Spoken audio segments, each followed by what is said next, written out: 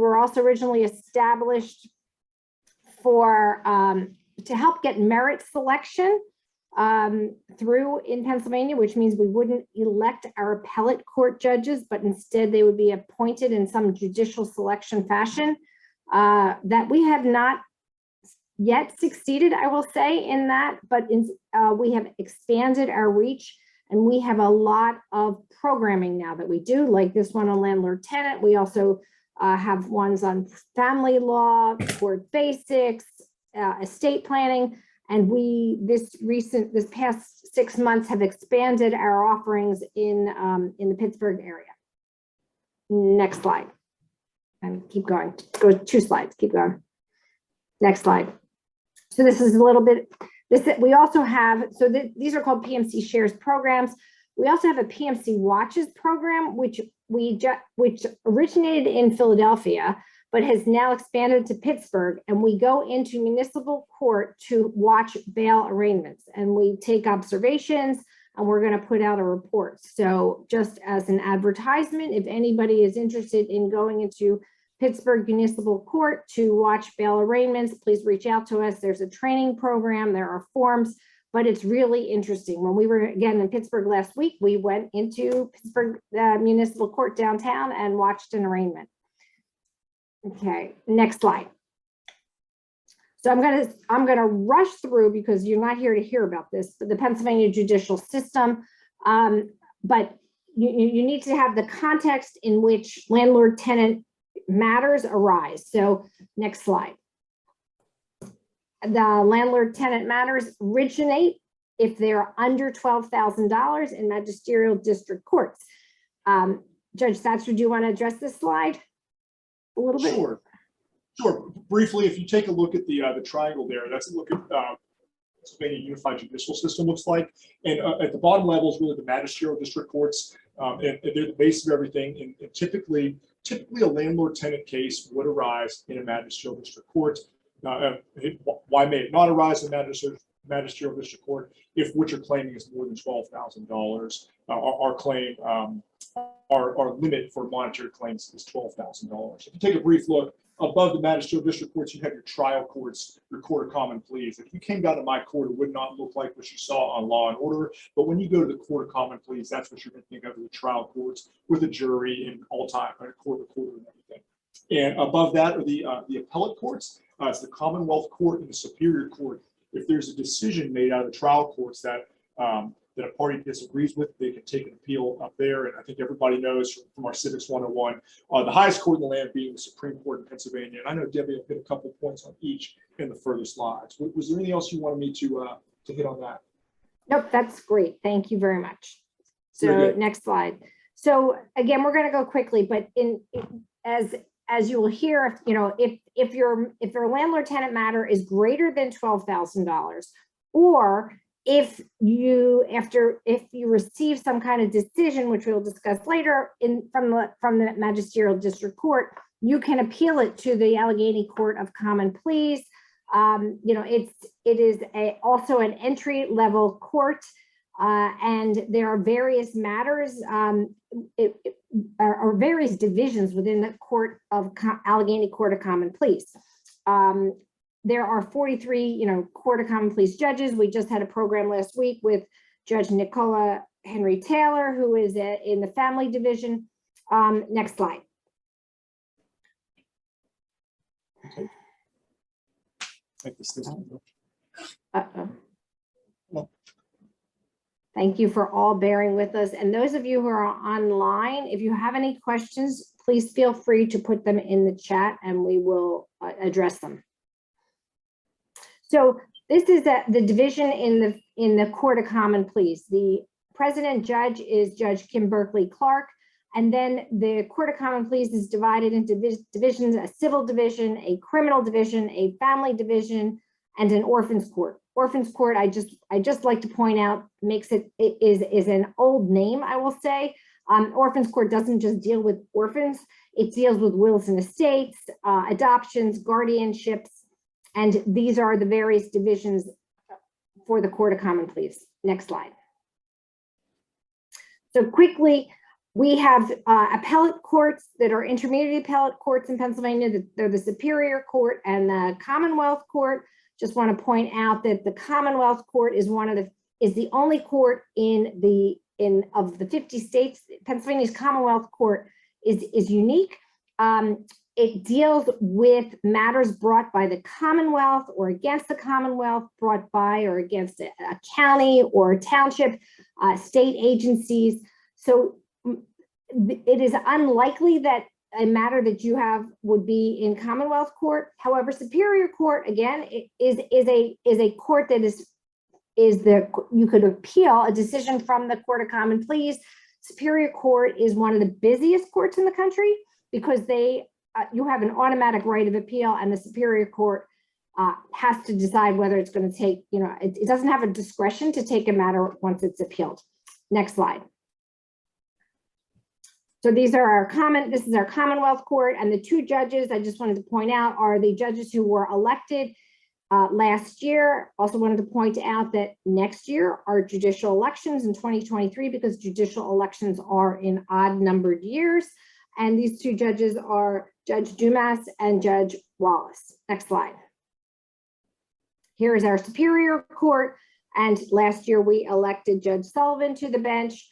And one of the slides are outdated. The court site hasn't updated its pictures, but a lot of there's only 15 judges on our Superior Court. As if you count, there's more than that in the picture, but there are a lot of senior judges who sit and help out because it is such a busy court. Next slide.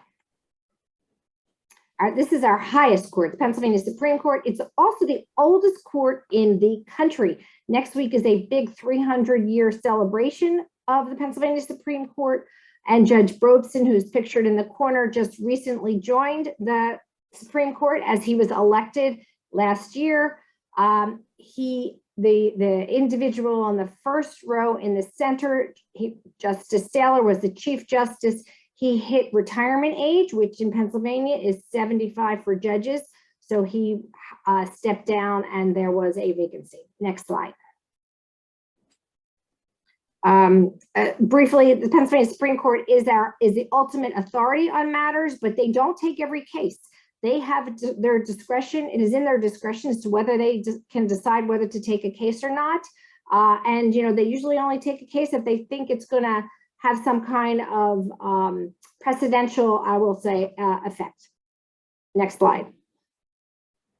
And just briefly wanted you to know that the Supreme Court has duties that go beyond hearing cases. They oversee the operations of all the courts in Pennsylvania. They oversee the budgeting of all the courts in Pennsylvania. They provide education for judges. They oversee the Judicial Conduct Board, and they create special committees, rules committees, criminal rules, civil rules. There are revised rules for informa pauperis. That means for those who have financial limitations and can't honestly afford all the filing and fees and costs of the courts, and they're just new rules being proposed. Next slide. If I could just hit one point. Yep. Sometimes people think, hey, are judges above the law? Obviously, the answer is no. She notes up there that the PA Supreme Court has responsibility for the judicial conduct. If there was a complaint against a district judge like myself, that's the state organization would handle that complaint and determine if I was in violation. I just want to make that point. You good, Ms. Gross? Okay, next slide. So we are now in the landlord tenant area, which is I'm going to let Judge Thatcher take the lead on this, but we are going to address both the rights and responsibilities from both points of view, the landlord point of view and the tenant point of view. And the only thing that I'm going to keep emphasizing throughout, and you'll see on the slides it's emphasized throughout, is that communications is key, keeping records, keeping track of things. I mean, unfortunately in this day and age, we don't communicate enough. Maybe it's COVID that has made us, go into our shell, but communications really can help resolve many matters. And Your Honor, you're on. Okay. Very good. So, hey, I think everybody knows my assumption here is that you folks in here may have had some sort of relation one way or another, whether you're a tenant whether you're tenant, whether you're landlord. If everything's good, there's not a problem. But all of a sudden, when you get into an issue, it can be real hard, real fast. It's a problem for you. So it's important to know before you get into a problem what some of these rights and responsibilities are on either side. So a tenant's rights. I think we all understand this, but discrimination in housing, just like really in a lot of other things in life, is illegal. If you take a look at color, age, religion, national origin, sex, gender, identity, sexual orientation, disability, or familial status, all of those things could be considered a discrimination if you're making a decision against a tenant, such as increasing the rate of their rent because of one of those things or not allowing them in just because of one of those things. And you could be reported to the Department of Housing and Urban Development or something like that. So, hey, we know obviously that's morally a wrong thing to do. We don't want to get involved in that, but that's probably one of the most important things to bring forward. Anything on that, Ms. Gross? Nope, all good. Hey, here's a couple of examples of discrimination. Like, hey, let's say you put an ad on Craigslist, and then when somebody gets a call, you find out they have a certain national origin or a certain race or a certain gender, and like, hey, you know what, we're full, and then somebody else calls, oh yeah, come on down and put in the application. That could be a problem. That would be a pretty clear example of discrimination, if that makes sense. So, hey, even one here, like property is only available to people without children. So that's familial status. Anything else on that slide, Ms. Gross? Nope, you're good. Hey, tenant's responsibilities.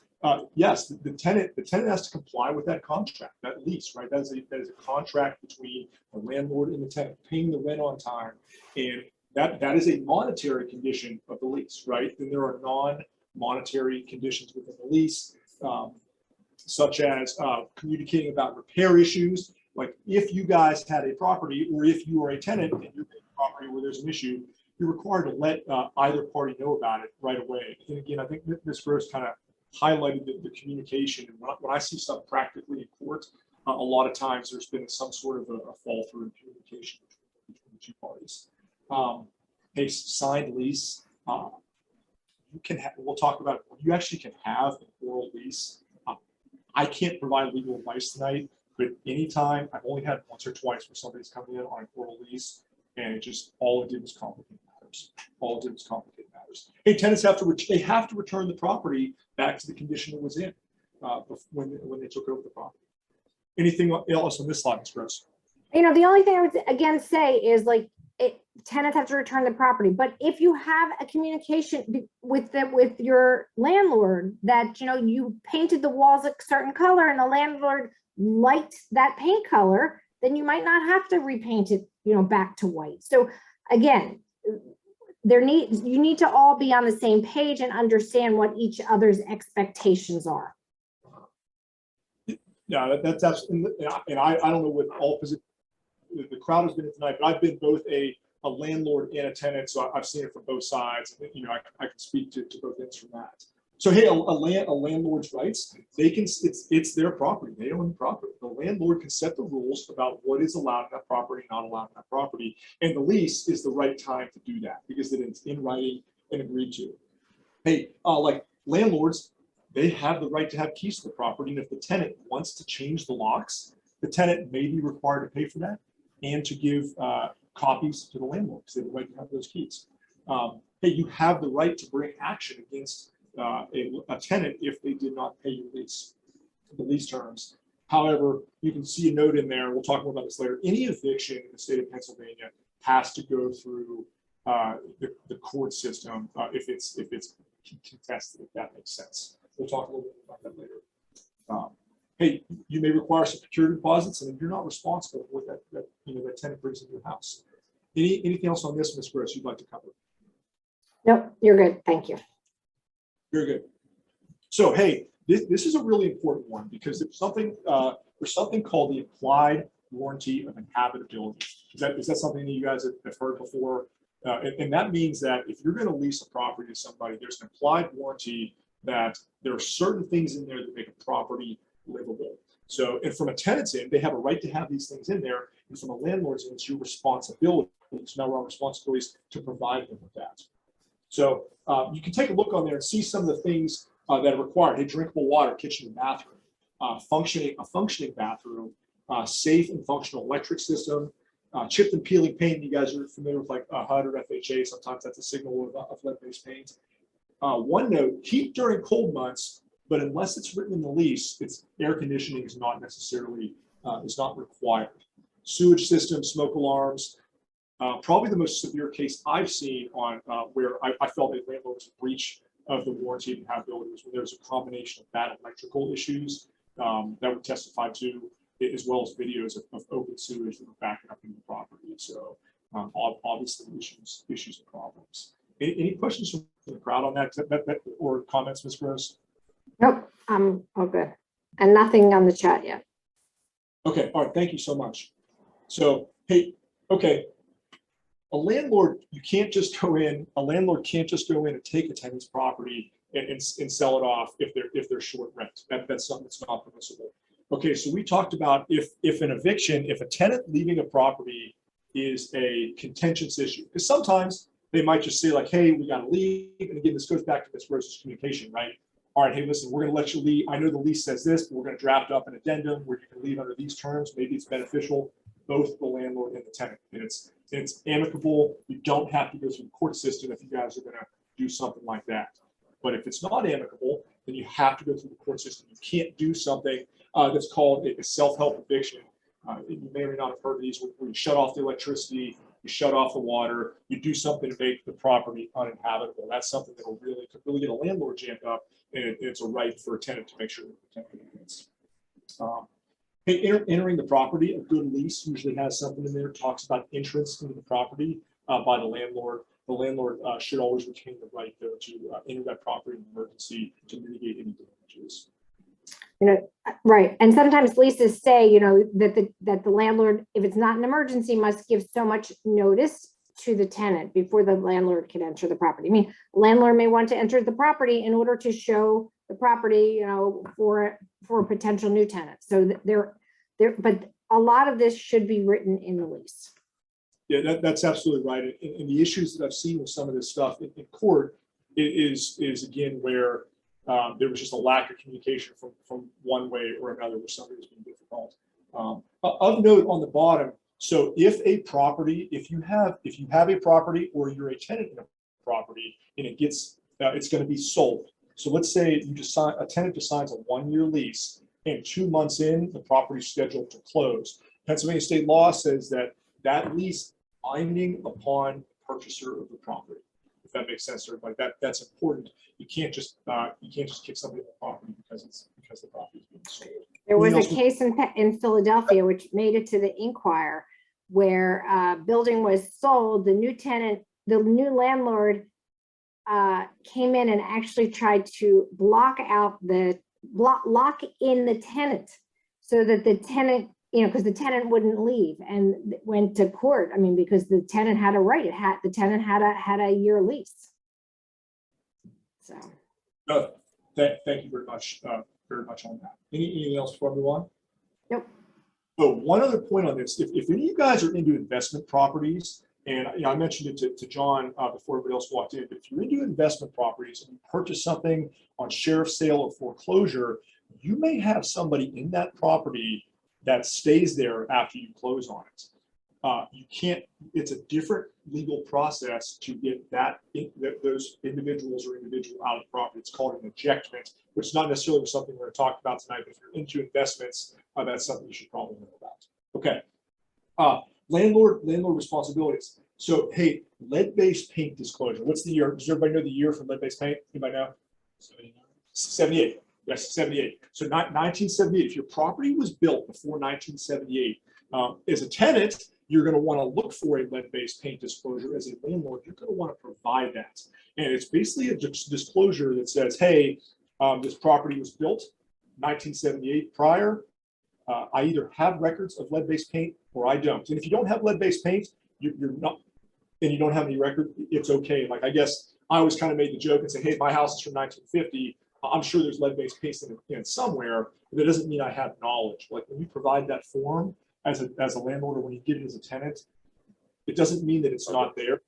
You can't withhold knowledge of that that you have to provide that to the tenant. That could be something that could get you jammed up if there's some sort of health issue down the road. So if you have it where the tenant pays their utilities, but they're not the ones that put it in their name, you're supposed to provide them copies of those bills so that they can be sure they know what those bills that they're receiving. Hey, this is, I actually had this brought up in court 2 weeks ago. If the landlord is responsible for changing the batteries and smoke detectors and making sure they're usable, you actually only have 72 hours. That's such an important thing. I know in the fire company we can understand why, but just some interesting things that if there's not something else that says it in the lease, this is what it's going to refer to. Any comments on this, Ms. Gross? No, that's it. Thanks. Okay. The lease agreement. I think I would go back to times that I've seen you all your leases in writing. Do you all your leases in writing? Yeah. Okay. Yeah. I mean, would you ever feel comfortable as a landlord having somebody in your house in one of your units without something in writing? Oh, no. Would anybody here feel comfortable as a tenant? I wouldn't feel comfortable as a tenant going into somebody's house without something in writing. I think it protects both parties. It's the most important document. Hey, it's a contract. It's an agreement between a landlord and a tenant to occupy and use that property. Hey, for consideration of a certain amount of rent each month and meeting certain conditions, you can enjoy this property, for living. So oral or written, again, I would highly advise against any oral leases. Anything over 3 years has to be in writing. A note on this is plain language. I'm not. Do we have any attorneys in here tonight? So plain language. It should be something that your layperson can pick up that lease and understand what their requirements are, whether it's the landlord or the tenant. Anything on this, Ms. Gross? I just think it's people don't read everything. They think, oh, it's it looks like a form. It's okay. And I caution people, you should make sure you read everything. Sometimes it's too many pages. It doesn't matter. It is really important because it is going to guide the relationship for the next, term, period of months, however long it is between between the landlord and the tenant. And I'll back up a little. My family's in real estate, so I'm not sure how you do, John, but I'll back up a little bit to some of my experience. When if you're going to sign a contract, you should want to go through all those items. Like if an agent is placing somebody or a landlord is placing somebody, both sides should really go through that lease together and make sure there's no questions about those particular clauses. And then, hey, one example, hey, just initial the bottom of the page, or if there's of each page, talking through that early eliminate issues down the road. Oh, well, because then hey, your lease, paragraph 10 says this. Well, listen, I sat down with you for an hour when I with you, or hey, I asked you about this, landlord, and you said this is what it means, and that's what does that make sense? So, Your Honor, there is a question.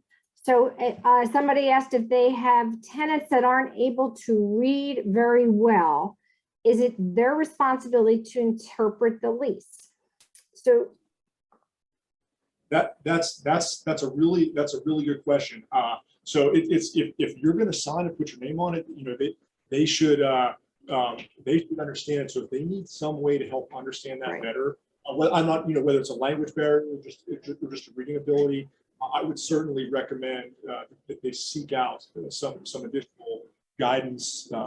And I meant to bring handouts tonight. One of the best resources I found around the area, I'm not sure if you guys ever used them, is Neighborhood Legal Services. Neighborhood Legal Services is something in Allegheny County that you can go to for a lot of civil matters to ask questions and get pointed in the right direction. Even if they don't have somebody that can represent you in a matter, they can definitely point you in the right direction on that. Like courts. That only seems to work. I would agree with that. John, that is a tenant-based facility. I would 100% agree with that. Even if I asked them a simple question, they never answered. Yeah, I would agree with that. So can you repeat what the question or comment from the audience is so those online can hear? Say that one more time. I said, can you repeat that question from the audience because we online couldn't hear it? Okay, so the one gentleman who he's got some experience is a landlord, and he's right. That organization is typically geared towards helping tenants. It's geared towards someone who may not who may not have the money to hire a private attorney. So that is an organization that if you're a landlord, again, that's probably not your resource organization. That's a resource organization for you if you're a tenant. Like 10 years ago, So they would call me on the phone and actually harass me. Like, why are you kicking this person out? Why are you doing this? Why is this person being ejected? yeah, and were they representing that person at that point? Because sometimes. Yeah, it was probably a law student, I'm guessing. Yeah. So it's an organization that tenants can go to. It's typically a resource we hand out to tenants. So, but you're absolutely right. It's not not a landlord organization. Other questions before we move on? No, we're good so far. Okay. Hey, what does a lease contain? There's a big list of it on the screen, but if I could make a summation of it, that the lease should contain all the conditions, terms that the landlord and the tenant want to make sure each of them adhere to and abide by for the consideration of that contract. So, hey, the term, the amount, when is rent due? How is notice given? Like where are you going to pay the rent to? Is it some sort of online electronic transfer? Is it a address that it has to come to every month? How are repairs to be made? If it's just a minor repair, if it's changing light bulbs, changing smoke detector batteries, how are those to be made? Major repairs, who's responsible for those? This is one that I see regularly, and I'm not sure if you've had experience with this, John. Feel free to chime in. It says on here, visitors. So if my wife and I were leasing a property, typically when you sign a lease, you're probably going to see, hey, these are the people that can reside in the property. And I have seen leases come forward for other people who were not on the lease being in the building, and for whatever reason, maybe they were causing criminal activity or something like that. It's got to be very clear as a landlord to protect yourself and saying, hey, who am I allowing to stay in that property? And from a tenant side, hey, if I've got extended family that's going to live with me, hey, mother-in-law, whoever, to make sure that they're parted on that lease. In my leases, I have who's going to live in the apartment, like my name, and then there's also a clause in there about guests not staying more than 2 weeks. Sure. Go ahead. So is it not assumed then if their name is not on the lease, they aren't living there? I think when you come into court with something, my job is to look at the four corners of the contract. So I would want to hear everything that's going on there with the four corners. But I would say if they're over 18 and they're not on the lease, best practices like John's saying, List who's going to be. If you should list you have on a there. husband and wife. You go, oh, my husband and wife. 3 months down the road, they got 4 kids from another marriage. They're not.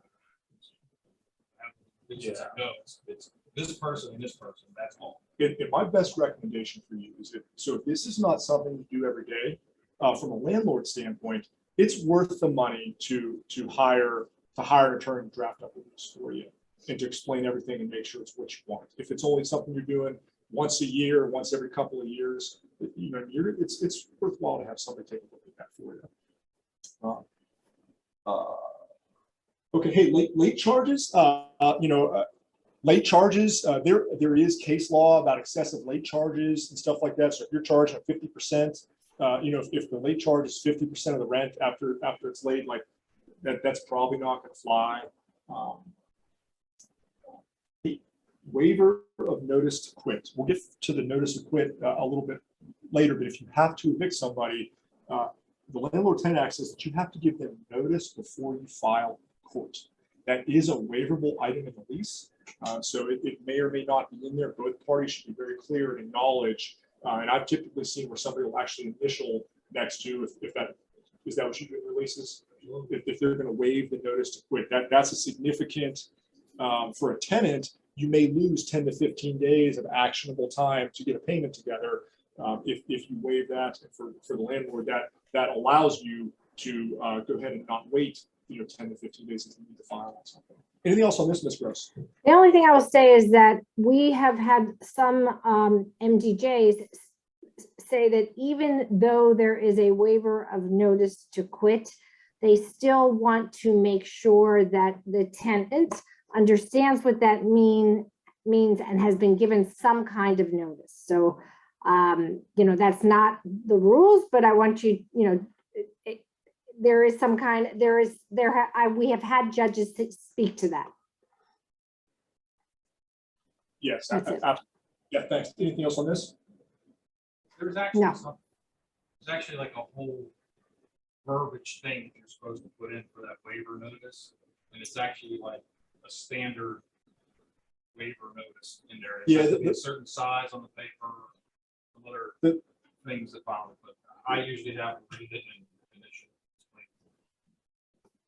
It sounds like, you know, you're doing your best to have that good communication. And I would go back to whether you're landlord or tenant, if it's not something that you have a lease that you've used a long time, I would definitely, you know, recommend having somebody that's, you know, an attorney prepare something that's qualified for you.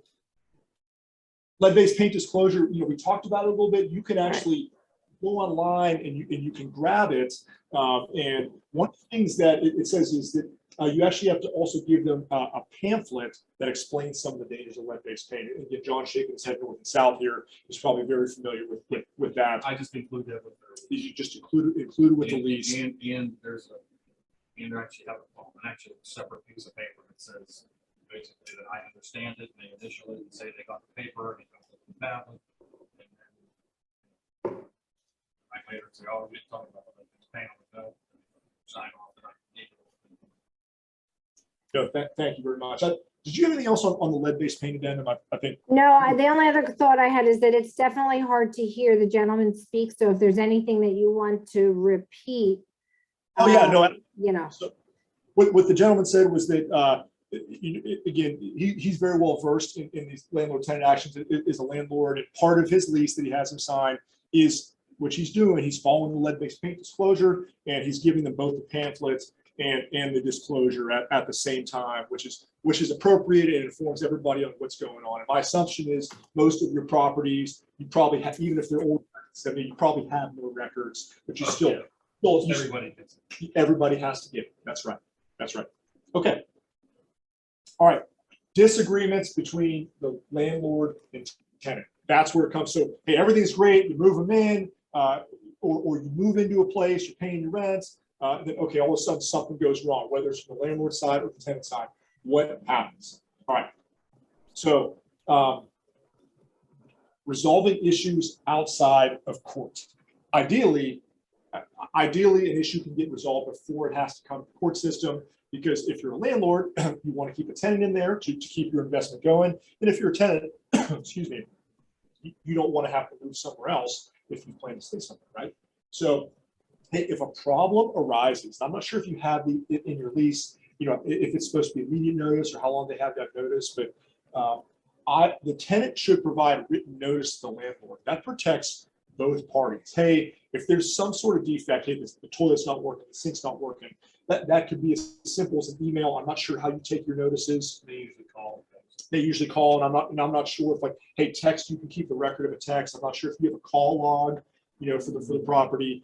But hey, that written notice protects both parties when it comes to, if it has to come to litigation, that, hey, what was kind of the back and forth there. So if the landlord doesn't respond to a request, which a good landlord's going to respond because you want to mitigate your damages and take care of your properties, you can go ahead. So Speak up just a little bit for the question. had a situation where that tenant had a dishwasher that broke. Okay. And we went to order a dishwasher. Well, in today's world, It takes forever. it took a while for that to do that. So I basically made sure they saw it from Lowe's, with my communication was with Lowe's. Yeah. And then Lowe's came in, they put it in, and they damaged the new dishwasher. Lowe's did. Yeah. So I had to order another one. Okay. And then they came back and they did that. That was a process of a long time. What would be considered something that's unreasonable, or like, does my attempt show that? I mean, I think, was attempting? you know, the attempt, your attempt and your and your good faith effort, that's a good real term. You're making a good faith effort to remedy that.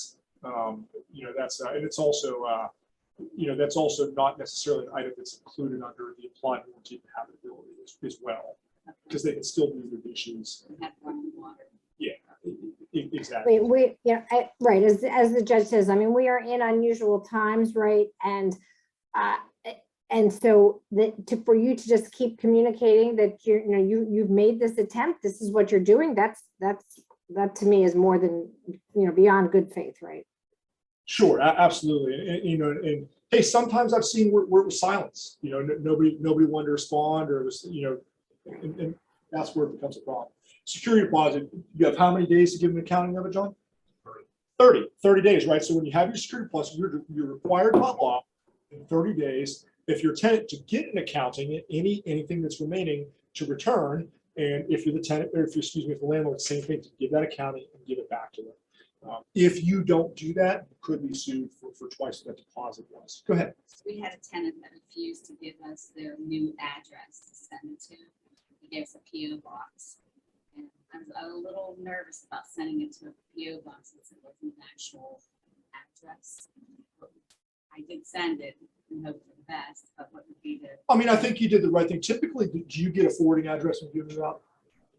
It depends if they left on good terms or not. Okay, that's fair. Yeah.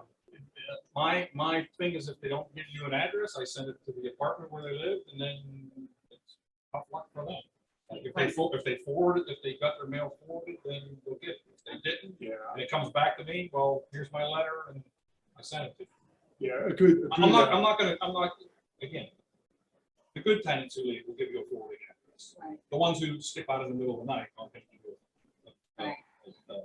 forwarding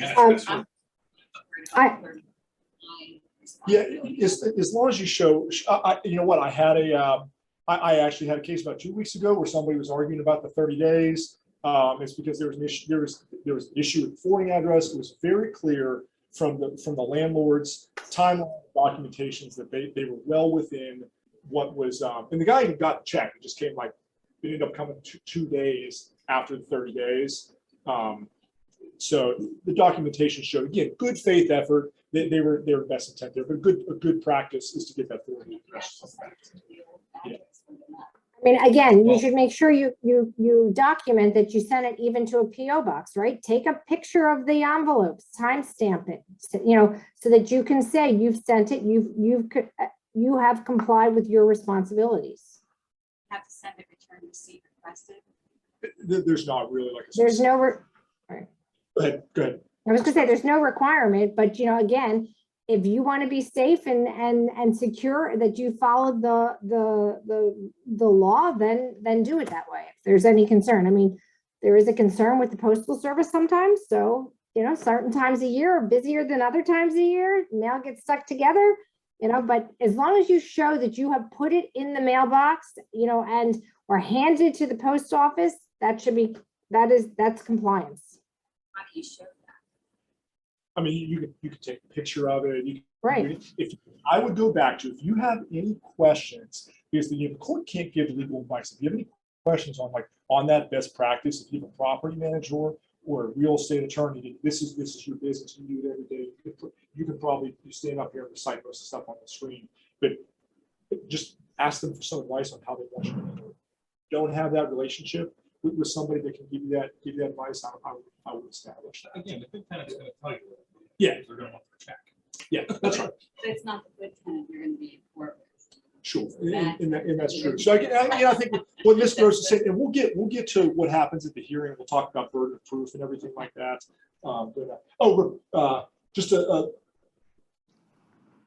If there's damages, if you're a tenant, hey, take pictures of the damages to document it.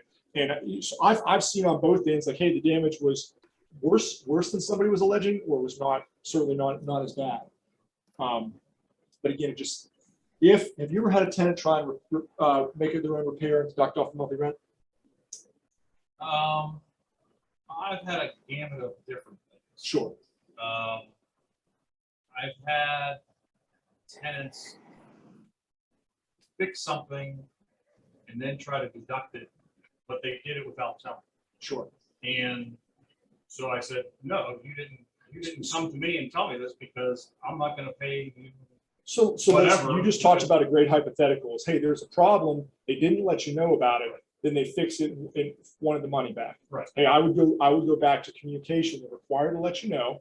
Hey, if now you as the landlord don't respond to that and don't fix it and they incur some sort of a cost to repair that, then maybe that's a valid claim in court. You know what I mean? So Basically it ended up that, I forget what it did. It wasn't something major. So Yeah. I just said, you know what, that's fine, but don't come to me next time without getting my approval. and just, hey, she's got the bullet right down in there, communications key, just keep an open line of communication. Now, there is things that they're supposed to fix, like, Yep. I have a lot, like you said about the smoke detectors. That's all on there. I don't do anything with smoke detectors. I go through the house, when you move in, I go, here's all the smoke detectors, they all work. And if something happens to them, you gotta replace them and you gotta put the batteries. I'm not putting batteries in smoke detectors. And where should all those terms should be in the lease, so it's very clear to everybody. Did you have a question?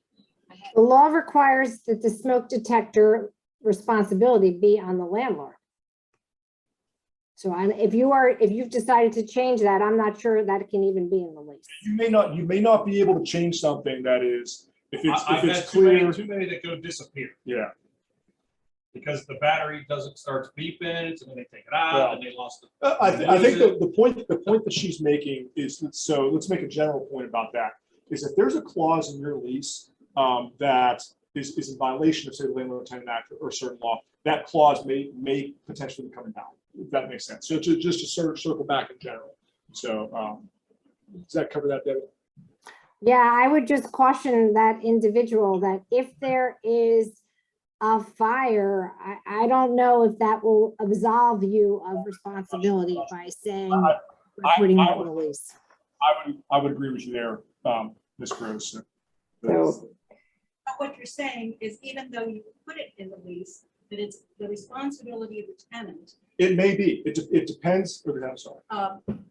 Something happens, it could actually be back on the landlord. Is that what you're saying? I guess what I'm saying is if there's a lease where there's something in the lease that is against state law, you guys both sign on something that counters. And that's why I'm gonna go back to, I'm not here to give you guys legal advice on what should be and not be in your lease. Does that make sense? I can't do that Right. as a district judge. My advice to you is to hire a real estate attorney to write your lease if you have questions about that. Okay. Not on this topic, but under resolving issues. I had a gray area situation with a tenant where he was, according to the other side of the tenant, they were smoking marijuana. And so in my situation, I don't know if it's medical marijuana or if it is, I don't really care if people do in their own homes, whatever, but I had a complaint.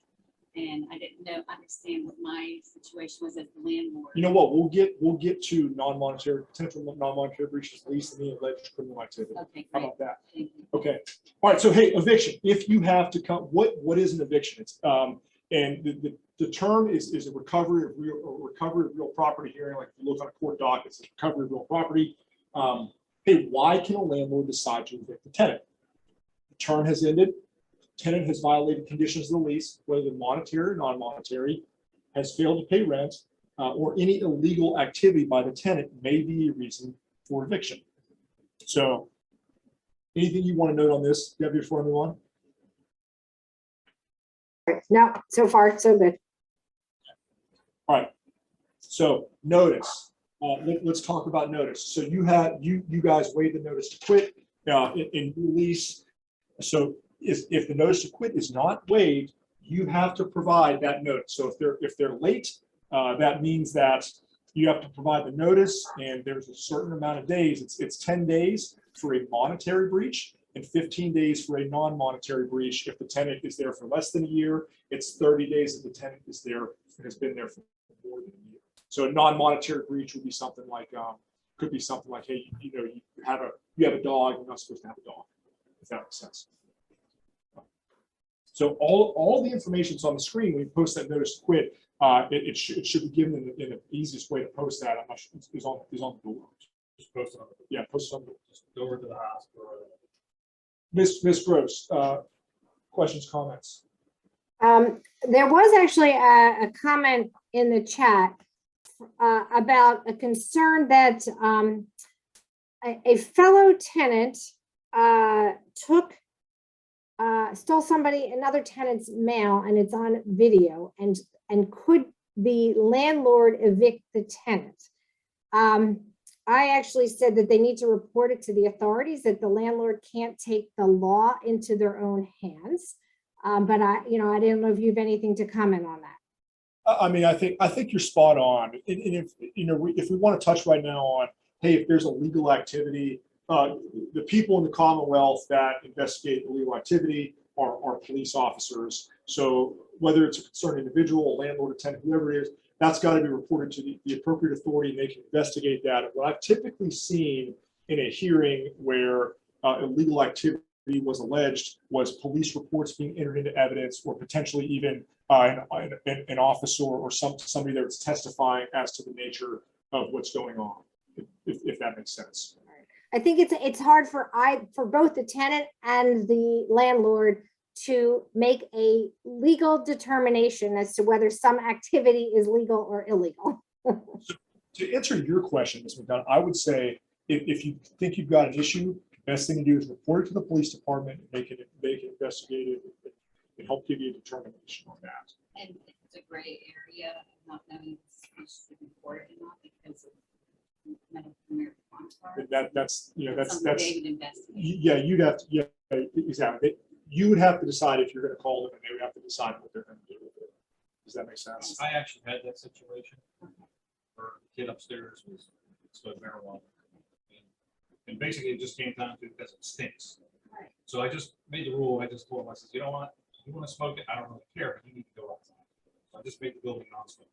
Is there something called like racist property? Because your brothers living amongst each other. It was an old lady living downstairs and then kid living upstairs. Yeah. So, you know what? We're non. It's hard to hear the conversation. Sure. So Can they you repeat? talking about, he talked about having. In my other buildings that are like that, they did the same thing. These are non-smoking. John talked about having an issue with that, and it's so that all the tenants could peaceably enjoy their property. He made a rule in the building called just a non-smoking building. So peaceable and quiet. And my other ones are the same thing. They were up and down duplexes before anybody did it. So we're non-smoking. To close this one out though on the notice though, that's basically like your shot across your bow, your warning on, hey, if you don't pay or you don't comply with this, I'm going to take you to eviction with the magistrate. That's the written notice that's that. The kid did have a medical marijuana card. He was, he wasn't doing anything illegal. It's just it stinks. I'm like, Anything else, Ms. Gross? No, the only thing I would tell you is we need to move along. Okay, we talked about putting the notice on the tenant's door and breach it. So 10 days for failure to pay rent, 15 or 30 for something else. Okay, waiver notice to quit. We talked about that. We talked about how some judges still want to see it, and we talked about we can't be doing self-help evictions. You can't turn off the utilities. You can't change the locks. You can't do that kind of stuff to lock the tenant out or make their property uninhabitable. Going to court. So if you want to go to court, this is kind of my forte. So I apologize I went too long on some of the other stuff. My real estate background is coming out there. Hey, what's a civil suit? It's not a criminal case. It's between two litigants. In this case, a landlord, who's the plaintiff, and the defendant, who is the tenant. So, and the preponderance, the burden of proof, right? We talk about like beyond a reasonable doubt. The preponderance of the evidence is the burden that has to be proved in court. Take your scales of justice. It's really what's 51-49. Whose evidence just tips the scales? Very different than what's required to find you guilty of beyond a reasonable doubt. Okay. Also, hey, there's no right to an attorney. I've sometimes had litigants come in pro se, meaning without an attorney, for a landlord-tenant case and want it continued for 30 days because they want to get an attorney. You don't have a right to an attorney in a landlord-tenant case. Neither side has that right, like we do in a case. So the only thing I will say is, and to interrupt you, is if anybody listening is from Philadelphia, okay? Yep. There is now a right to to advice, I will say, not for an attorney permanently, but for an attorney in court. The city has put money in the budget to provide counsel. Yeah, thank you. And I'm not sure if we'll see that in Pittsburgh anytime soon, but I have had these come in that work for organizations that provide counsel to low income folks. Okay, so hey, this is just people you see in court. As a district judge, I'd be the one presiding over it. The court staff, I've got 4 court staff down there that if you go down to file something, they can give you form. They can't give you advice on how to handle it. My court staff can talk about procedure, but they can't give advice. Lawyers, we understand what lawyers are. If you are without a lawyer, you are pro se, you're on your own. And then I also have a constable down there. So if you came for a landlord tenant hearing, you'd see a constable who would want you and bring you in. And if somebody was getting unruly, it very, very rarely ever happens, they could remove them. No, hey, the courtroom is a public area. If you guys want to just come down and see hearings, sometimes you're more than welcome to call a court, see what the court schedule is, come in and see it. Hey, some are exciting, some are super, super boring. Anything on this, Ms. Gross? No. Go ahead. Okay. The eviction process, when you file, you have to file in the district court where the property is located. So if you live in South Park but have a property in Bethel Park, the proper venue is where that property is located in Bethel Park. However, if what you're filing for is more than $12,000, you have to go down to the court of common pleas. If that, so like I've seen people, they're owed $13,000, they just ask for 12 and bring it straight down to district court to try and get a quicker result. Okay, first step filing there is the court complaint. When you come in, the court staff will give you a complaint. You can also get it online and fill it out before you come in. So there's no legal advice that can be given by the staff. There will be information. I know you kind of had a negative impact from neighborhood legal services, but like if a tenant came down, that is a phone number that's given out as the neighborhood legal services. We also have the Allegheny County Bar Referral Association, which for landlord being in real estate attorney they can contact through there. So, and there are a lot of forms on available. There's on the court's website, on the Allegheny, on the fifth Judicial District's court website. There are a lot of forms that are very simple and easy to use. So what do you bring when you file a case? Hey, you can see, bring the lease, bring any licenses if it's multi-unit, copy the notice to quit unless it's waived. Any evidence that you have, this is your chance to bring everything you have. And the more organized you are, the easier it is to present it. Think about the order in which you want to explain to the court how you got to where you are. So one of the first questions the judge may say is, hey, we're in a landlord-tenant complaint. We're alleging this amount of money is owed. It's going to be on the plaintiff, the landlord, to explain how we got there. The ledger is another if you keep your ledger, is a very important part of showing how you got to that calculation, especially if it's somebody who's been in there for 4, 5, or 6 years, and there's a long accounting of what's going on there. When in doubt, bring everything with you. Any other comments on what you really like to bring, John, before we move on? What's that? Anything else that you think is essential when you come to court? Usually you just want to have, like, if there's any bill, like if you're paying any bills, Yep. they haven't paid for them. They don't, if they're reimbursing you for bills, they didn't do that. You definitely want to bring, if you have some kind of ledger, if you're keeping a ledger with them. A lot of tenants, you don't end up keeping a ledger because they're paying you every month, so just do that. I personally, we Xerox every check that comes. Every check that I get, I Xerox them and save them. Very good. Anything else, Debbie, before I move on? Nope, keep going. When it starts getting behind on me, then I start keeping a ledger. Then I'll start keeping, like, here's the check number that you paid me. Here it is. It can be very confusing for the judge to account for where the money's coming from if there's not a ledger. After the lease, that's probably one of the first things that I see presented that helps for that accounting on how we got to that number. Like, I have a tenant who pays me every 4 months because he rents a garage from me, and I just keep a ledger for him. So it's, right, here's a check. Hey, what should a tenant bring? Hey, if a tenant's got a counterclaim, they need to bring, again, all the same documentation, and they should bring pictures of what the issue is. They should bring communications on how they attempted to solve it, and maybe it didn't get solved. Again, when in doubt, bring everything with you. Anything else on this, Ms. Gross? Nope, keep going. Okay, I know I'm running behind here. Service, I told you, I'm overly verbose. Hey, typically in Allegheny County, if you guys file, a constable is going to be the one that provides service. Again, placing it on the door, or you could have constable service in person or in the mail, but typically it goes out by the mail and it gets placed on the door. So the hearing has to be set. The hearing is going to be set between 7 and 15 days by state rule. So it's typically 7 to 10 days for the landlord-tenant hearing to be set. If you're the landlord and you get a counterclaim, you can get a counterclaim by the defendant. They have to file that within 5 days prior to that hearing. So I have a question. Go ahead. Okay. How many times can they delay the 7 to 10 days?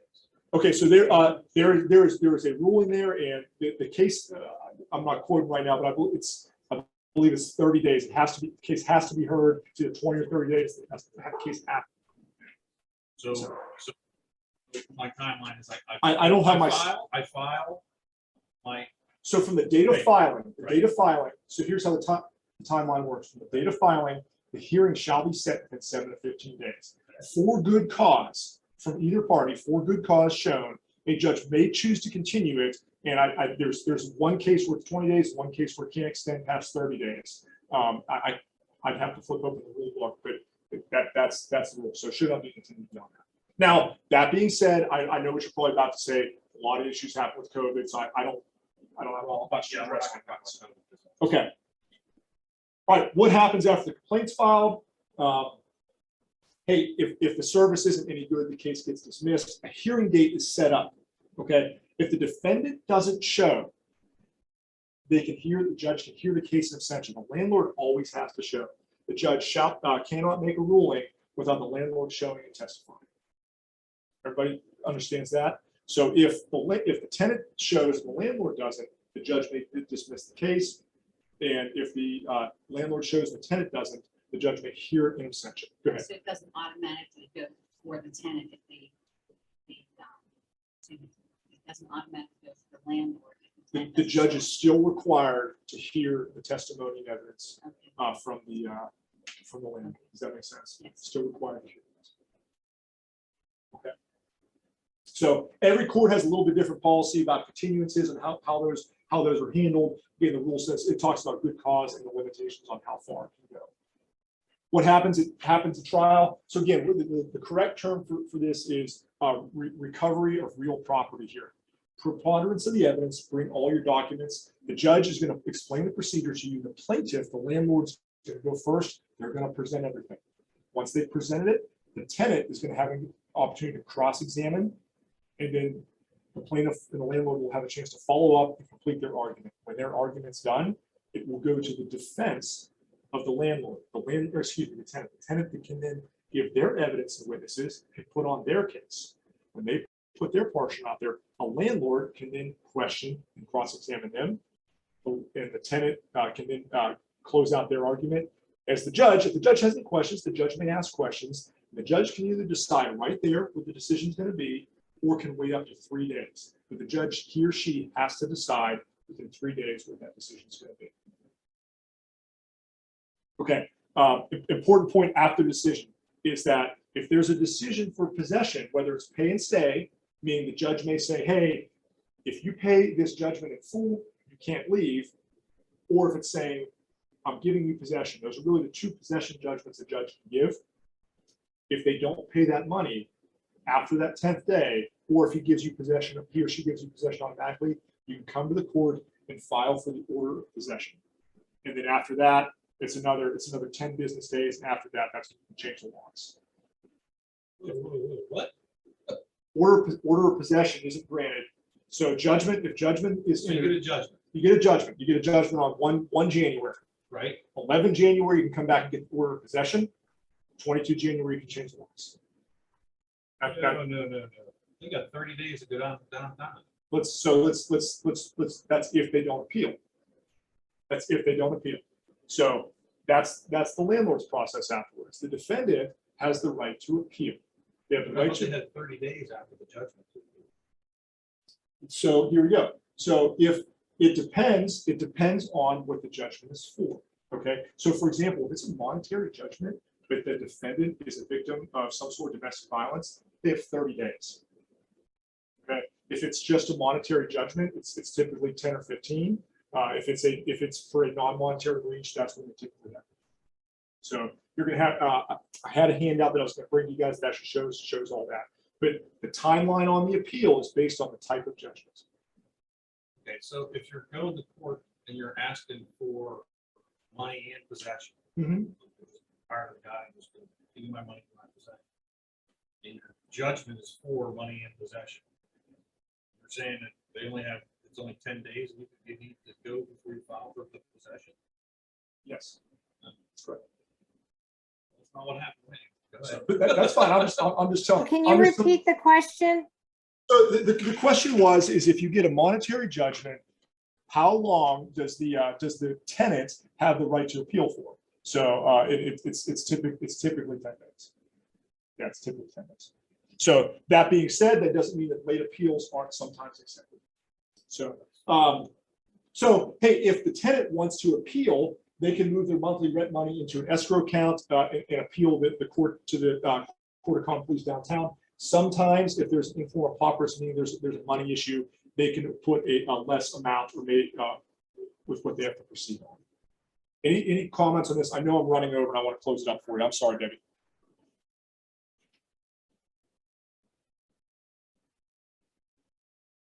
Okay. All right. Yeah. So appealing the decision, the appeal must be filed within 10 days.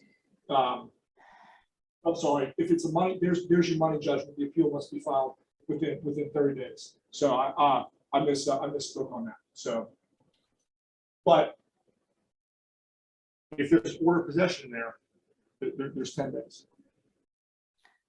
And there is, the Allegheny County has a help desk, so that is they answer the calls, they take emails, so they are very helpful for both sides to understand what the process is. Yeah. So you're probably going to see a lot of appeals. Okay. Here's a bunch of websites. Okay, I'm sorry, we went over time. Debbie, you want to close this out? Yeah, so I just want to, so we have on our slideshow resources. What we do is we put this into PDF. We make it available for those of you who attend in person or those of you who are online. Again, if you have any questions after this program, feel free to reach out to us. We will do our best to answer them, but we too don't give legal advice, but we can refer you to persons or individuals or entities that can assist you. I want to thank you all for coming. Your Honor, thank you so very much for being there in person, for taking these questions, for taking your time. Kaylee, thank you for helping us work this out. It's a juggle, but I think it worked well. And stay tuned. We have more programs coming up. So thank you all. Please go to pmconline.org for the recording of this workshop. It'll probably be on in the next day or two. And for any other previous recordings, and also just to see some of our other workshops for the future. Thank you, everybody. Thank you for your time. Guys.